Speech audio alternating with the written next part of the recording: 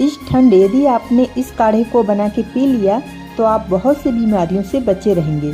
इसको बनाने के लिए पैन में 1 गिलास पानी डालेंगे और फिर तुलसी का पत्ता, अदरक, इलायची, लौंग, दालचीनी, काली मिर्च, इन सबको हम अच्छे से कूटेंगे। सभी कुटी हुई चीज़ों को हम गर्म पानी के अंदर डालेंगे और साथ ही इसके अंदर हम अजवाइन भी डाल देंगे और टेस्ट बढ़ाने के लिए गुड़ डाल देंगे।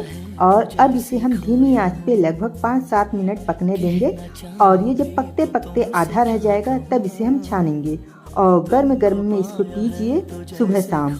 आप सभी बीमारियों से दूर रहेंगे।